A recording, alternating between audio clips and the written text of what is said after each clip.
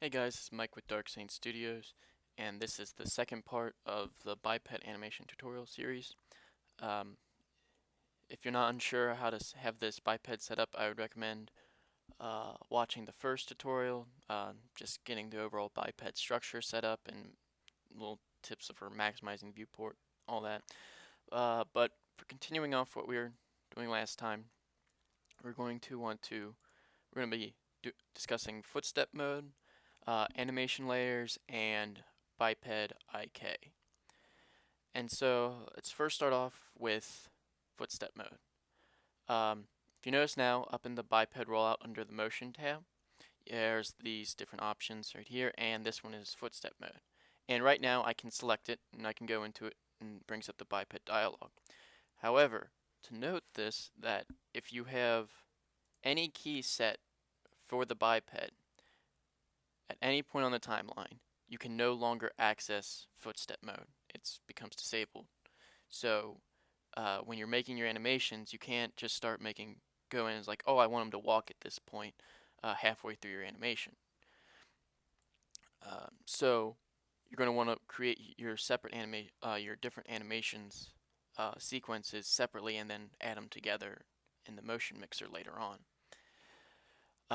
But for the footstep mode, we're just going to come into it, and once you have it selected, you'll see that it becomes yellow. And there's a couple different options. You can do walk, run, jump. I really don't like running or jumping using footstep mode. It really just doesn't look that good, and you're going to spend a lot of time fixing things.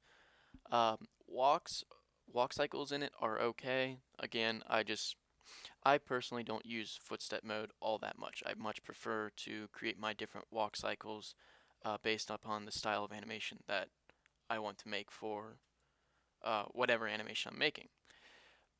But if you want to just create a simple walk cycle with footstep mode, you'll want to come in and you can do create multiple footsteps at current frame. So whatever frame you're on, it'll create a footstep for that frame. So 0, 15, and then we'll do, to activate your footsteps, you want to come down to create keys for inactive footsteps.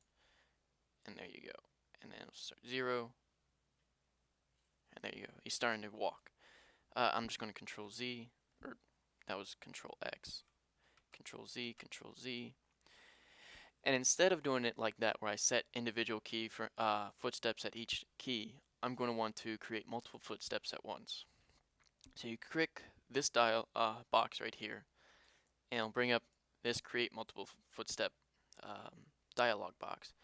And here, everything's pretty much self-explanatory, but I'll just go through a few things. To create number of footsteps, we'll make it 10. Parametric stride width. This is essentially just the number of the distance between each foot.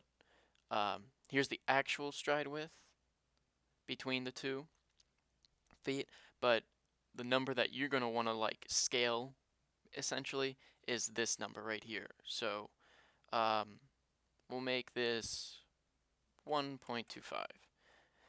And then under first step, this determines how far your footsteps are apart. So let's just, for this example, we'll make this 1.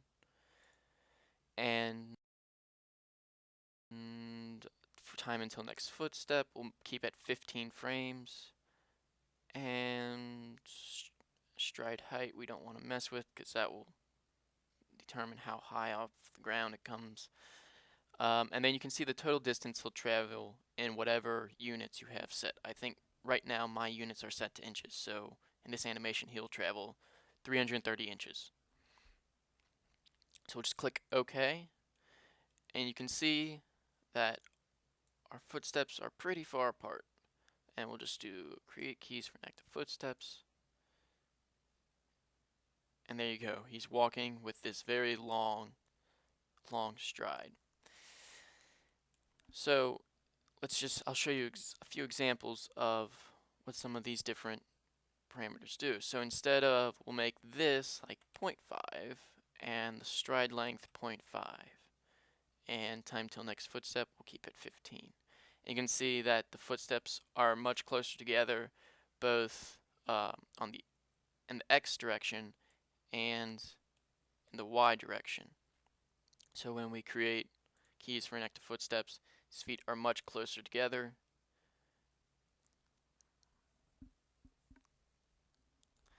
There you go. For this, it's essentially just finding whatever um, footstep distance looks good for whatever animation you're making. You could use this to make someone sneaking around, and you want short footsteps, or you want someone to be power walking, whatever you desire. Under footstep mode, I wanted to. Oh yeah, the one thing I wanted to talk about is that if you do interpolate, you can set the distance between uh, the first step and the last step. So if we put this at 0.25 and this one at 1, and we'll do start at current frame. Starting after last footstep, it will essentially make it so it starts after this footstep right here, start at current frame. It will override everything I just did. So we'll just do OK. Oh, hold on. It doesn't override it. I actually have to go through and delete my footsteps. And then we'll do create multiple footsteps. Current frame, interpolate. We'll do 0.25 and 1. And we'll set this to 0.75. Do OK. 0. And we'll create multiple footsteps. And you can see over the course of the walk cycle, his footsteps get further and further apart. So that's basically what that does. And so running, it's the exact same dialogue as the walk. I just find, well, here I'll actually, may as well just show you an example. Why not? I find that the running cycles created with footstep mode just really don't look that good. You're going to spend a lot of time fixing it because when you walk, your upper body doesn't move so much, but when you are running, your upper body twists a little bit depending on if you're carrying something. It can move abnormally. So I just find that when I'm making run cycles in particular, that footstep mode just really doesn't seem to work that well for me. But just for general learning purposes, if you want to mess around with it, running and jumping, you can play with those when you have your own time. So let's just we'll just delete all these footsteps. We'll move our guy back to the center. Just press Z on your keyboard and it'll like zoom to whatever object you have selected. And we'll go back into footstep mode and we'll just create a simple walk cycle 10.65. Turn off interpolate. Start at current time. Okay. And we'll create that. And there we go. There's the simple walk cycle. Now, just press footstep mode to get the box to get out of footstep mode again. And you'll notice that your arms are actually right down at your side of the body. And if you have a character mesh on your biped, there's a good chance that your arms are going to be going into the sides of your character mesh's body. And in the past, I've seen people come through to each keyframe and they will make a new pose or whatever, and then they'll do copy paste and they'll paste it along the lines. However, if you have a really long walk cycle, that can get tedious, and there's a very simple solution so you don't have to do that. If you come down to layers, you'll see that under here you have original. If you come down to create new layer, you'll see that this red box appears around the bipod head. And actually it creates it around all the bones. And the red represents the layer below. And with this, you can come in and you can make it so the arms are in different spots. And we'll just move that back. and when you go through, you'll see that his arms are much further away from his body. And then if you create another layer, go out, and there's the red again. So we'll just stick with one layer for now, and you can create multiple layers, and just overall, if you're creating a very complex animation, layers can help you out a lot.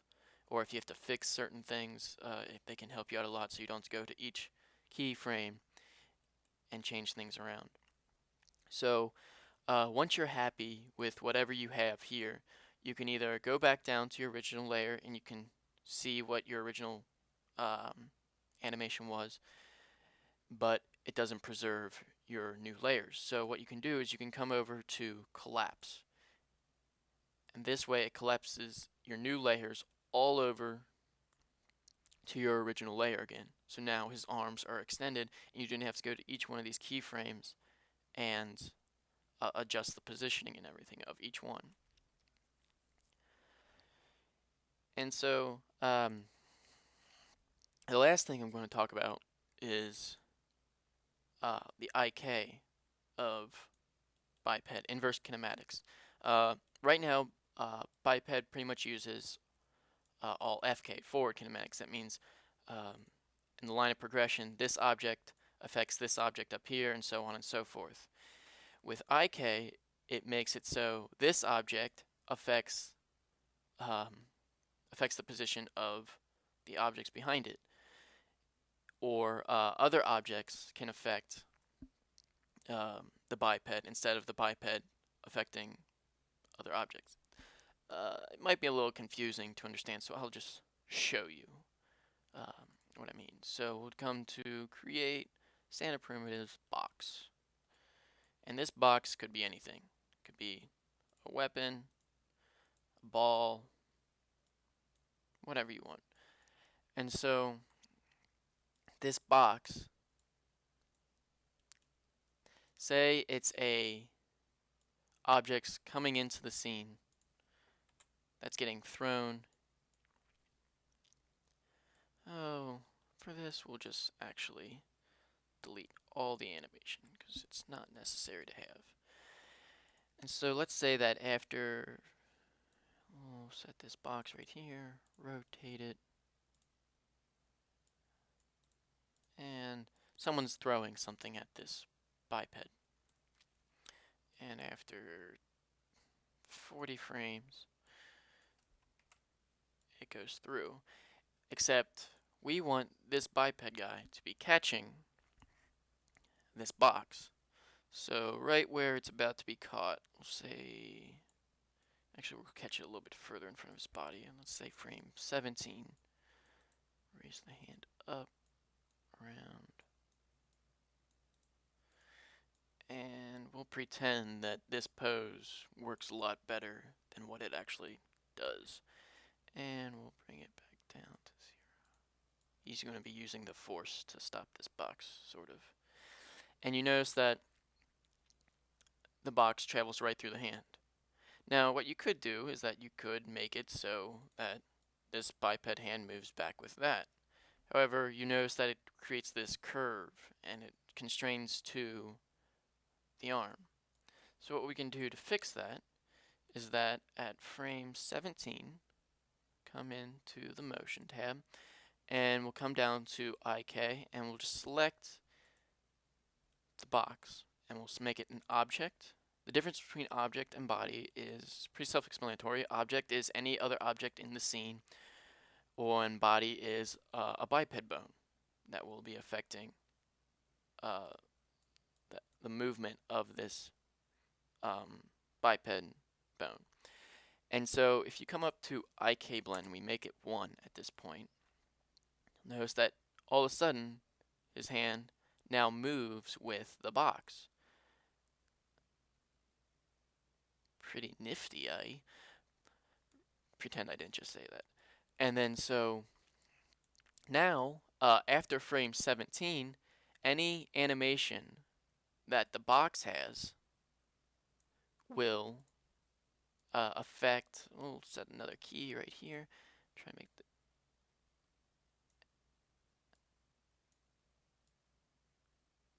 will affect the biped arm. And so we'll just make it come up like he's caught it, like that.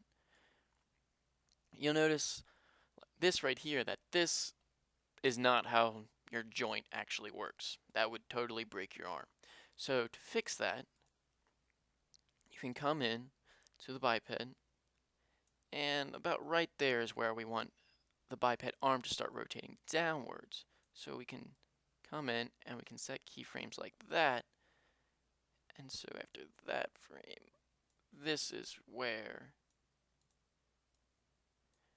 your arm would be in probably in quite a bit of pain at this point, but you'll notice that the hand still is affected by the box and your shoulder moves how it should.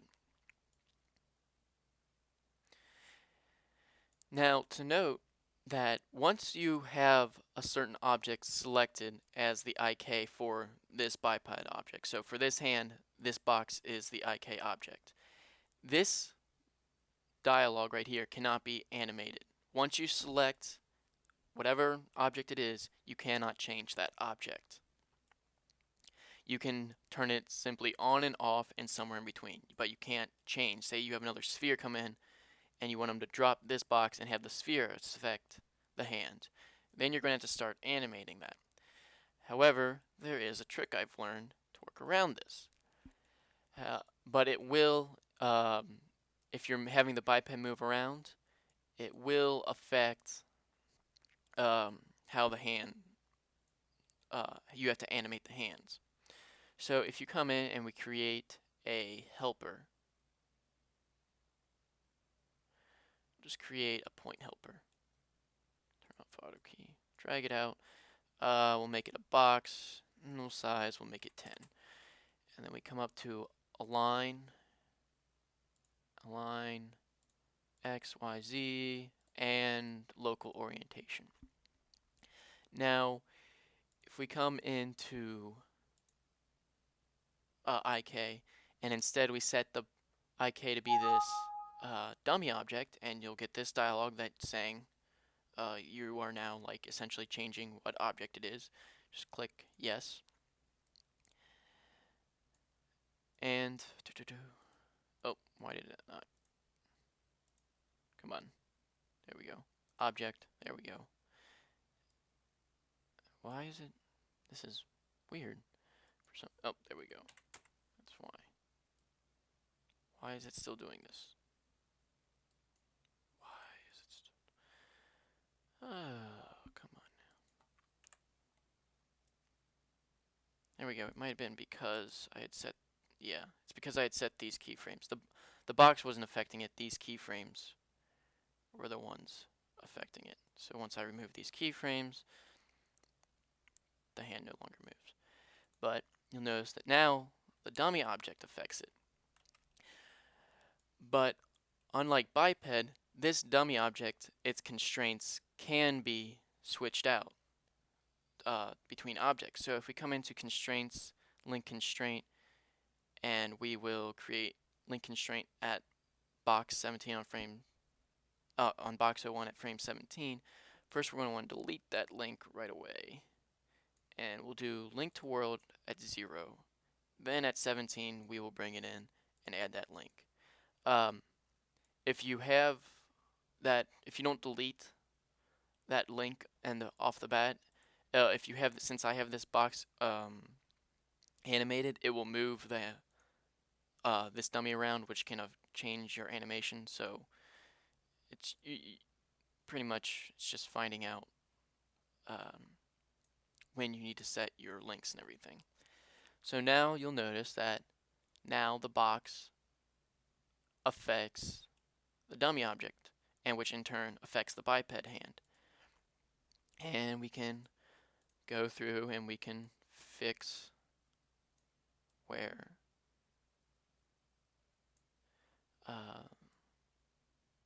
hand goes and everything. But let's say at frame 30 we just want this biped hand to, oh shoot, we're going to want to set a keyframe there.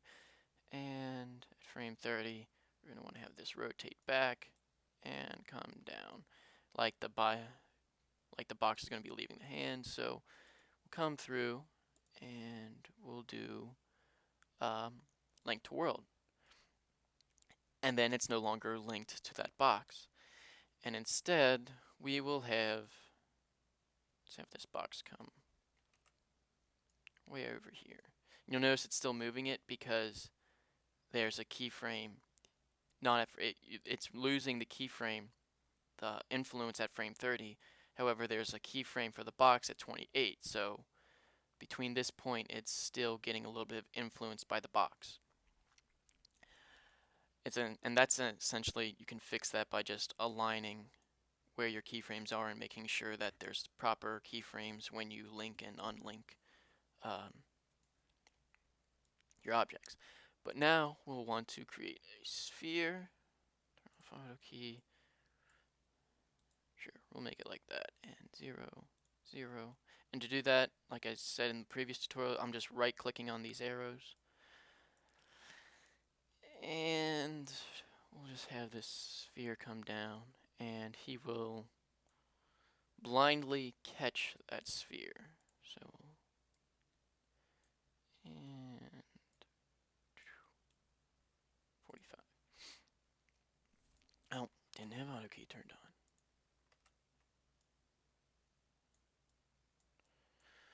There we go. Alright, so at frame 37 it looks, we'll actually make it like this. So at frame 36, we want the sphere to affect the biped hand. So we'll come to frame 36 and we'll do add link. And now the biped hand is affected by the sphere. So you have the box and then the sphere, and then you can come in and you can just simply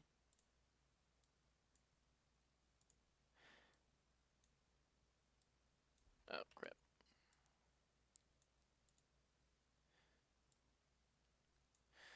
And at this point your arm would probably be broken with that kind of movement, but whatever. And so there you go. And now you have two different objects affecting your biped, and the only keyframes that you're setting, you're not actually setting the position of the hand keyframes, you're just changing the orientation of the shoulder. And that is IK. So anyway, that concludes this tutorial. If you have any questions, feel free to leave them in the comments below. Next tutorial, I'll be going over Motion Mixer and combining multiple animation files, which includes, if you find them, and there are plenty of them out there, motion capture files for biped. It will show you how to create an entire animation on one timeline using all those biped files, or biped motion capture files, as well as saving your own animation files to be reused and linked all together into one long animation. If you guys have any questions, like I said, just leave them in the comments below. Feel free to PM me. I also offer private lessons at $15 an hour. A few people have taken me up on that offer, and with those I will go in a lot more depth. I'll go through, and if you have any questions or you're having troubles and need things troubleshooted, I'll sit there with you and I'll do my best to explain things. Anyway guys, hope you learned something, and if you create some cool animations with this, I would love to see them. You can leave them as a video response. I'll talk to you guys later in the next tutorial.